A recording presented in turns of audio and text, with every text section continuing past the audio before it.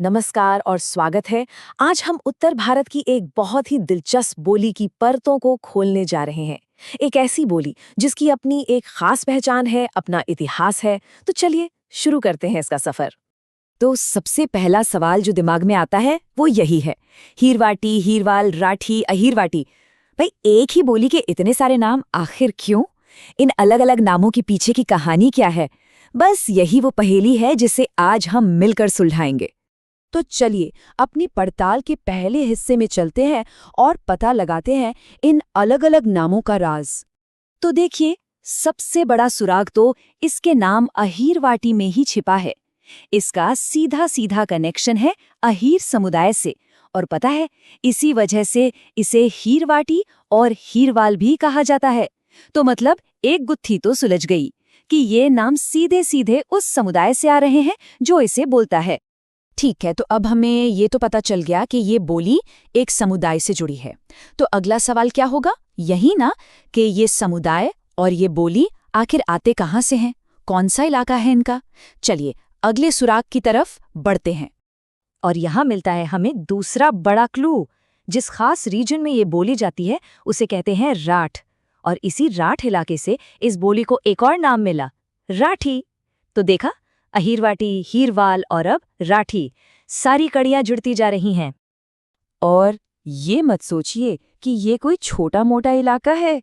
नहीं, इसकी जड़ें तो तीन तीन राज्यों में फैली हुई हैं। एक तरफ राजस्थान में अलवर और जयपुर, तो दूसरी तरफ हरियाणा में गुड़गांव, महेंद्रगढ़, रोहतक, और तो और दिल्ली के दक्षिणी हिस्सों तक में इसकी गूंज सुनाई देती है। काफी बड़ा एरिया है ना? अच्छा, तो अब हमने इसके नाम भी जान लिए, इसका इलाका भी देख लिया। अब देखते हैं कि अपने आस पड़ोस की दूसरी बोलियों के बीच अहीरवाटी की अपनी क्या जगह है, इसकी अपनी अलग पहचान कैसे बनती है। और यहाँ एक बहुत ही दिलचस्प चीज सामने आती है। अहीरवाटी ना अकेली नहीं है, ये एक तरह से दो बड़ी बोलियों के बीच में एक पुल का काम करती है। इसके एक तरफ है बांगरू, जिसे हम ज्यादातर हरियाणवी के नाम से जानते हैं, और दूसरी तरफ है मेवाती।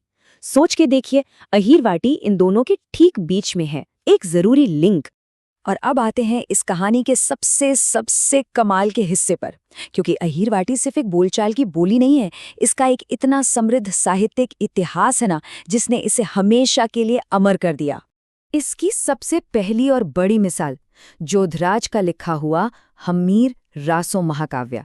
और ये कोई ऐसी वैसी कविता नहीं है, ये एक पूरा महाकाव्य है। मतलब ये इस बात का पक्का सबूत है कि अहीरवाटी सिर्फ लोगों की जुबान पर नहीं थी, इसमें बड़े बड़े साहित्य को जन्म देने का भी दम था। और कहानी यहीं खत्म नहीं होती।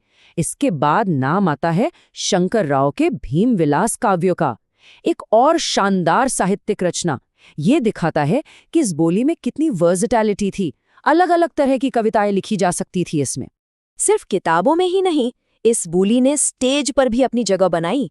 एक बहुत मशहूर लोक नाट्य परंपरा है, अली बख्शी ख्याल, पता है? उसकी रचना भी इसी बोली में हुई। इससे साफ पता चलता है कि ये बोली लोगों के दिलों में भी जिंदा थी और उनके मनोरंजन का हिस्सा भी। तो इस पूरे सफर के बाद एक सवाल तो बनता है, अपनी कहानियों, अपनी कविताओं, अपनी कला के बिना कोई बोली क्या है? शायद कुछ भी नहीं। अहीरवाटी की कहानी हमें यही तो सिखाती है कि भाषा सिर्फ बात करने का जरिया नहीं है, ये तो किसी भी संस्कृति, किसी भी पहचान की आत्मा होती है।